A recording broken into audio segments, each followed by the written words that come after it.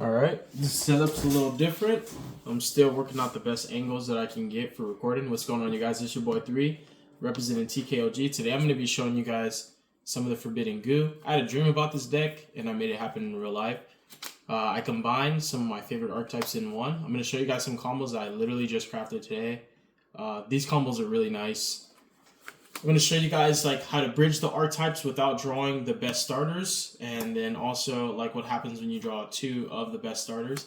This is Unchained Labyrinth Yubel, or Yubel Labyrinth Unchained, in that order. I think there's probably more Yubel cards than Lab cards. I think it's actually pretty 50-50. But yeah, I like the deck. It's really fun. It does insulate a lot. Like, my Yubel deck was already like able to insulate like Dark Roller droplets and evenly pretty well, but now this deck just has like so much layered interactions that it feels overwhelming even for me, the player, to like just be able to micromanage all of these resources. Like the fluidity of the deck is just like over the top in comparison to just Labyrinth or just Unchained or just Yubel. The lines are really clean. This deck plays through a ton of hand traps. I was doing test hands of just sequencing through like what happens if I get Imperm Mortar Nib, like triple hand trap, double effect negation. Then I was like, what happens if they have like Ash Droll, like Ash Nib, like Ash Veiler, and like as long as I drew like an actual playable hand and not just like bricks, the deck was really nice. I trimmed down on the bricks and I increased the count on like the good engine pieces that allowed me to beat those hand traps with those hands. So let's start with like the bread and butter 2-card combo that I have so far. There's probably going to be way more, and there's probably going to be better bread and butter combos. But right now, this is the cleanest one that I've came up with.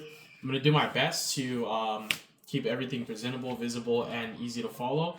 To the best of my abilities, I did just create these combos probably within this hour. So bear with me if I have to do takesies, backsies. I'm allowed some takesies, backsies.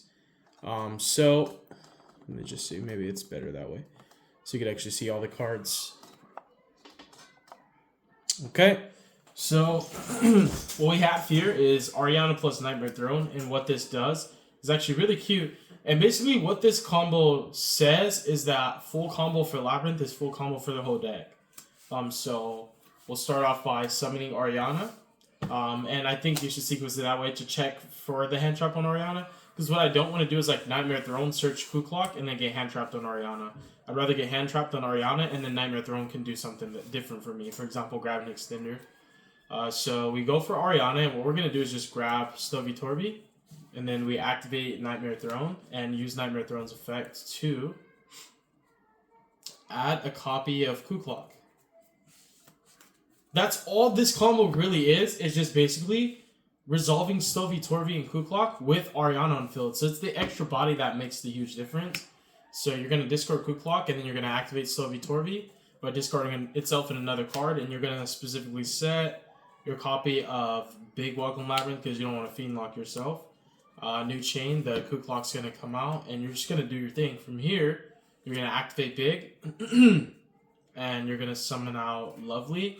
Now, there's multiple different variations to this combo. For example, you don't need to activate Ku Klok if you want to respect Nib more. You also don't have to activate Stovey Torby Engrave if you want to respect Nib more. But this is just showing you the full combo without any variables or like deterring factors. Obviously, you're going to play to the best of your ability to counterplay what you lose to, but I just want to show you guys the combo. The nuances are like player preference, and it just is basically predicated on like what you even know. If this is all blind, game one, and I don't know what my opponent's playing or what they have, I'm going to play as safe as possible, but for the sake of the video, I'm just going to do the combo. So summon Lovely, and you're going to bounce Ariana to hand, and that's going to trigger Lovely and the Stovey Torby to hit a card. And Stovey Torby is going to summon from grave, and then you're going to go ahead and use Lovely, and you're going to set the Big Welcome. If you notice, this is actually 4 summons anyways, but the reason why, like, you know, it plays into Nibs because what we're going to do next. So what we're going to do is we're going to take the Stovey Torby, and we're going to take the Ku Klok, and we're going to go up into Moon, and then we're going to use the Moon to make the Requiem. This deck is really gas. This deck is really fun. We're going to tribute the Requiem, use the Requiem's effect to special summon out a copy of Engraver. We're going to equip the Requiem to the Engraver and contact fuse the Engraver and the Wreck away into our Princess. the next thing that we're going to do here is we're going to activate the engraver. We're going to specifically put back Moon of the Close Sky, not the Requiem. I put back Requiem and I messed the combo up. I didn't realize it, but like this is what happens when you make your own combos.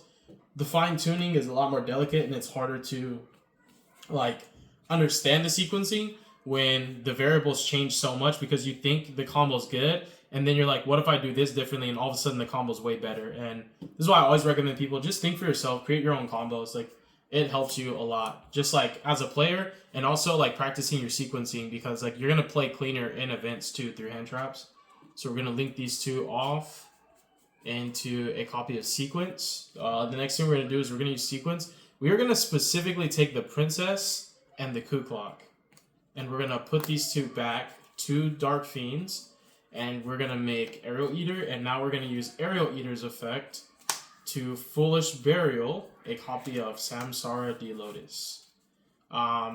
It's nice to have the Big Welcome already in tandem. So like what's clean about this combo that I like is like the Ariana's follow-up. The Big Welcome is definitely follow-up and an interrupt into your opponent's turn. Depending on how you get hand trapped, it can be your only interrupt or it can also be another layer. So from here, what we're going to do is we're going to take these two, the Aerial and the Sequence, and we're actually going to make a Yama. And then we're going to use Yama's effect to grab ourselves a copy of Shavara. And for here, what we're going to do is we're going to take the Lovely and the Yama, and we are going to link these off into a Rage. Then we're going to activate the Shavara, target the Rage, and we're going to pop it, triggering both the Rage and the Yama. The Yama is actually going to bring back the Lotus, and the Rage is going to target Engraver to add himself to hand. So this is what you're looking like right now. Really, really nice. You can actually optionally pop the Shavara on res of the Yama, but this is another good reason for putting the Moon of the Close Sky back, because depending on the extenders you have in your hand, you can actually use the Shavara as one of the materials to get into the Appaloosa. You just take it plus another body in the Moon of the Close Sky, so you take your Fiend Lock off, and then you link the rest off into the Appaloosa. So it's nice to keep this here as a placeholder in case you want to pivot a different direction. I would say if you know your line and you know exactly what you're going for, just pop the Shavara so you don't have to like waste extra resources just to get rid of them when you could have got rid of them off the Yama. But from here, what we're going to be doing is tributing off the Lotus, and we're going to special out our Spirit of Yubel, which even with all of like the cards and all the engines that we have, like in between resolving Engraver, resolving like a Big Welcome, or resolving a Spirit, it still feels like resolving Spirit is still like the most powerful card in the deck, even with all the engines intact and like having the option to choose which one. I would like prioritize resolving Spirit.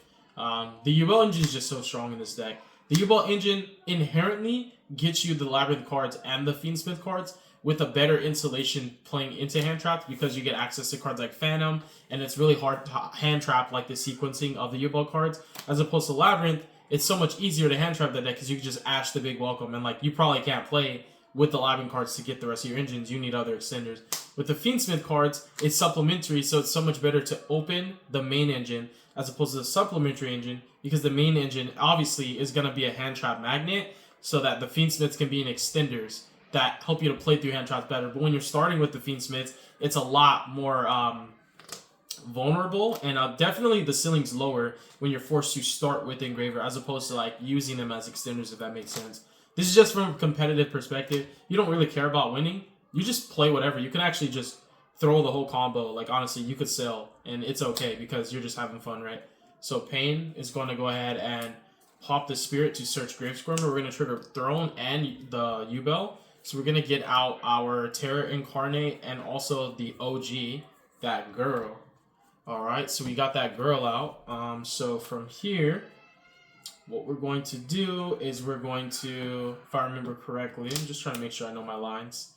We're going to summon the Grave Squirmer. We're going to take the Terror and the Shavara and the Grave Squirmer and go into a Moon of the Close Sky.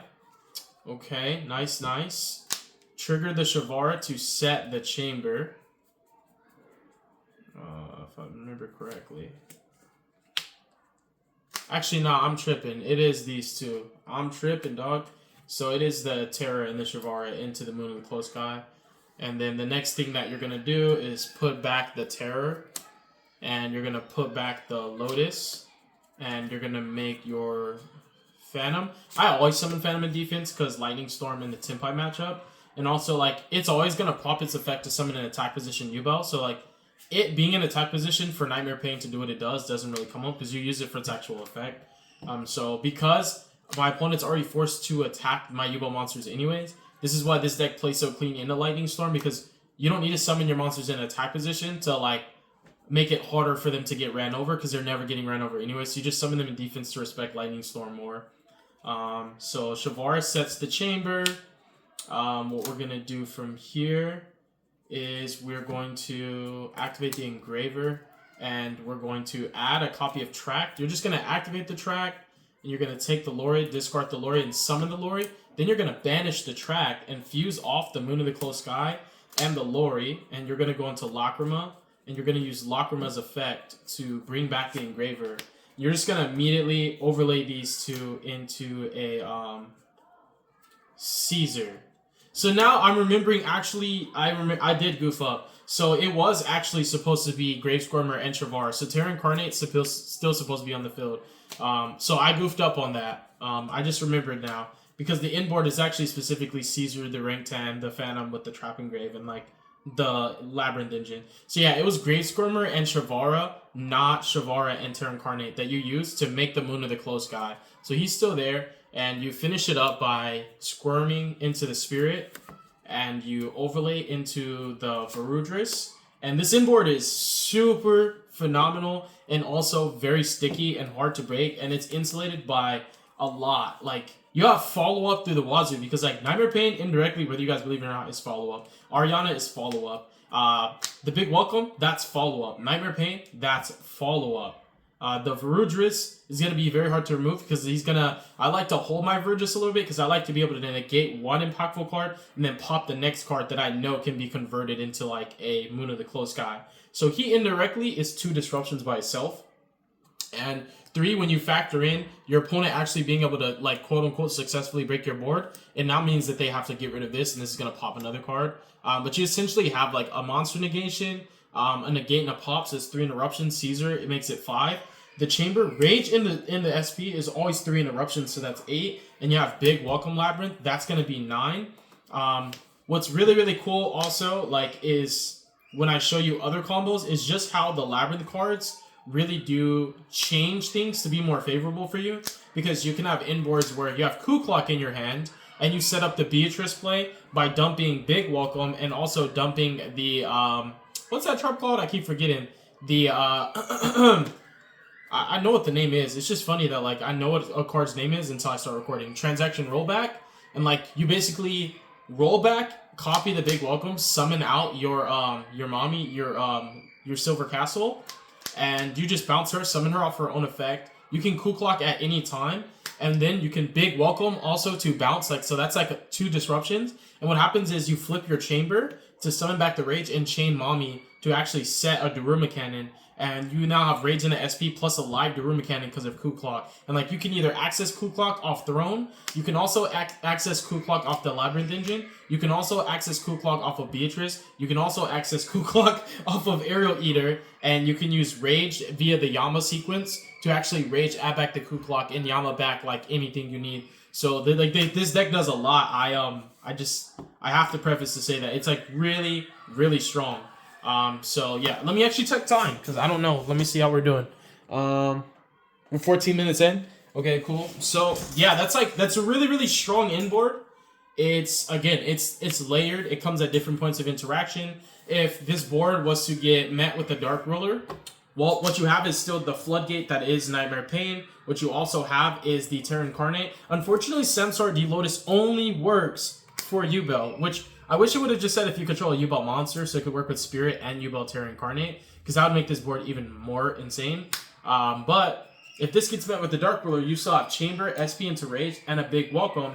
And what's cool also is like if you had Coup Clock access, because this is a 2-card combo, you could actually go Big Welcome, and instead of summoning out the Lovely to just get a random pop, you can Big Welcome into Mommy or another Ariana for more real estate, and bounce her, summon her back, and Cool Clock like preemptively, and then you could chamber SP into Rage and chain the Lovely to actually set the Durama Cannon. Like when you have a full U-Belt board and you have these later interactions that are coming from everywhere, including the hand, and then on top of that, you can set up a Durama Cannon play on your opponent's turn. It is truly unbreakable. I just don't know how Tenpai's breaking this. Tenpai is the only deck that can even come close to breaking boards like this format. Like every other deck needs to have hand traps. Tenpai is the only deck that is really like on board breakers that can break boards. And like Tenpai is already going to struggle with Nightmare Pain and multiple U-Belts to deal with.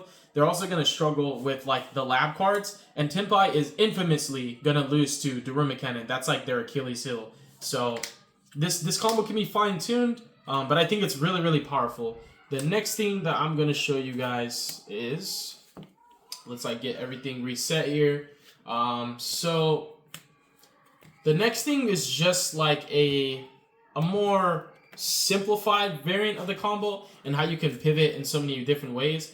Opening lab cards does make your lines just a lot easier to play out. It's just like less resources that you have to allocate for one play, because the way this deck works is it's still a resource-based deck. So the resources that you have to allocate to pivot into another like subsequent engine, if you open that engine like already in your hand, you can easier pivot into like the Fiendsmith cards. Like the Fiendsmith cards will be used as extenders and not part of your inboard if you really don't have like the proper composition of your opening hand.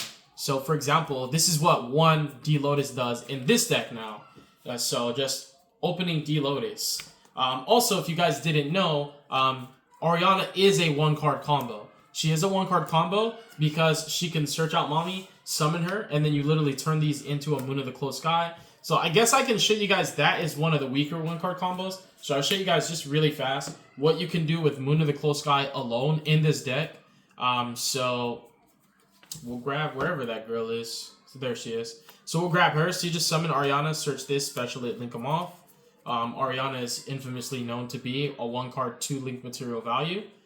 We go into Moon, and then we go into Requiem. There's different lines that you can pivot into, of course. But this is how you bridge into your engines, essentially. So you summon a Engraver, equip the Requiem, the Engraver, contact, fuse it off, and you are going to make Princess. The next thing you're going to do is summon the Engraver from grave by putting back Moon of the Close Sky. Again, get into the habit of doing that.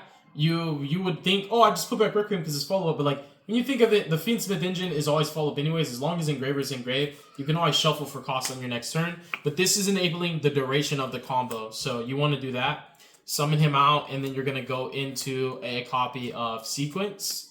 And what Sequence is going to do is it's going to take these two right here and put them back. Okay? And then you're going to summon Aerial Eater. And you can kind of already see where we're going. Let me be sure of something. Because I think it's either those two.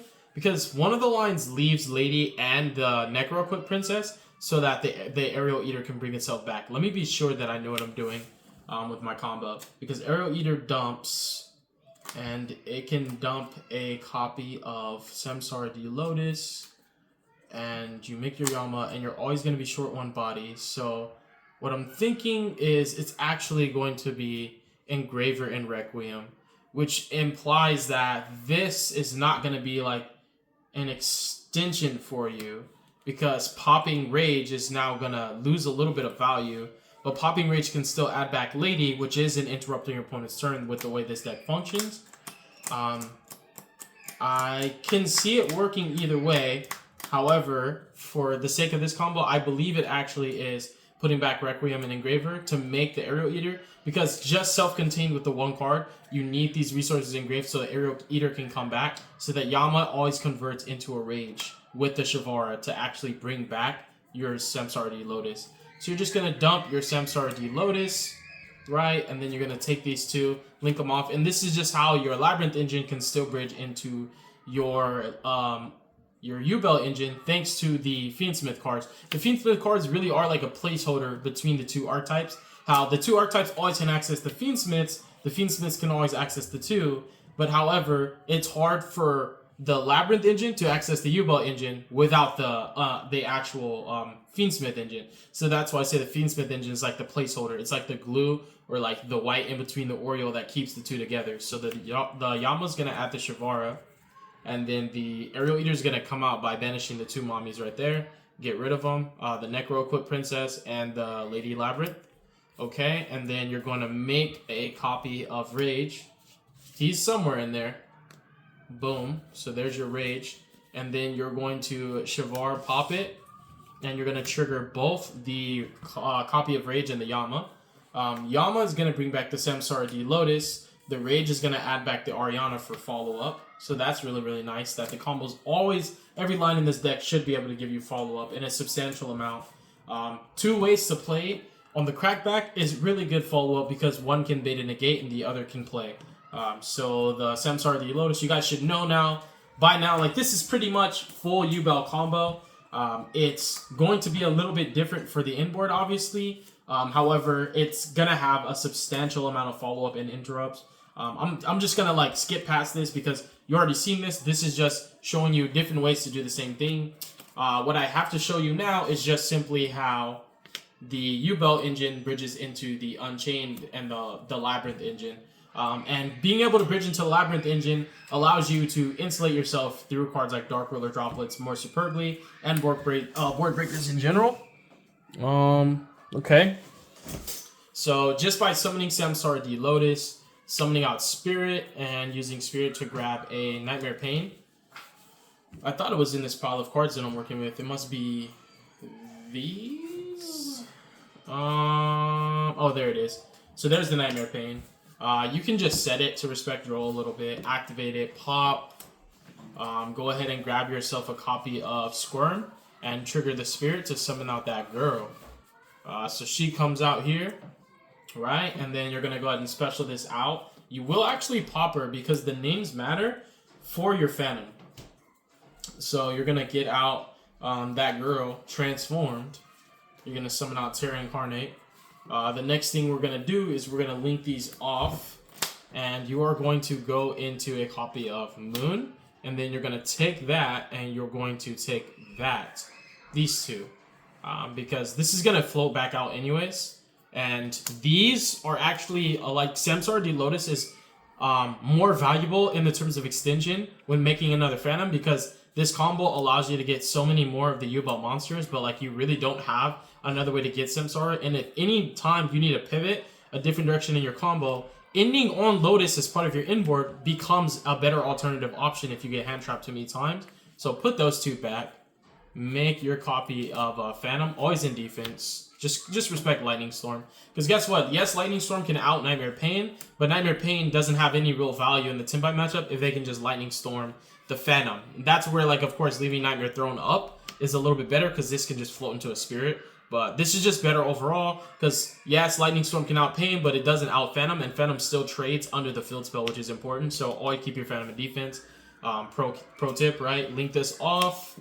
Go into a copy of Requiem, and then go into Requiem and bring out your Engraver. Do the same thing. Equip the Requiem to the Engraver. Summon out that girl. And then you're going to put back the Moon. Just get into the habit. Even if you don't need it now for your combo, get into the habit because, again, this is a kind of card that I put back because I'm like, I might change my mind. And when I change my mind, this is more valuable as a resource because of Shavara's lock. As opposed to Requiem, it doesn't do anything now, it only does something later. So I put back the immediate resource now. Special it, link those two off into a sequence.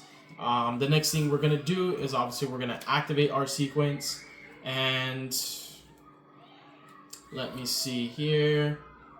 Sequence will take, if I'm not mistaken, the Princess and the Lotus. If you get this far, of course, and you're going to make Aerial Eater. And the Aerial Eater is going to dump a copy of... Where are you at? Trying to figure this out. Aerial Eater dumps a copy of... It's one of the furnitures. I'm just trying to remember specifically which one. I think it's actually Stovey Torby, if I'm not mistaken. So you dump Stovey Torby. What we're gonna do next is we're gonna link these two off, and you're going to go into the Yama. The Yama is gonna add the Shavara. Okay. And of course, Aerial Eater can do its thing, but what we're gonna do right now is we're actually going to, let me just make sure I'm doing the right thing too.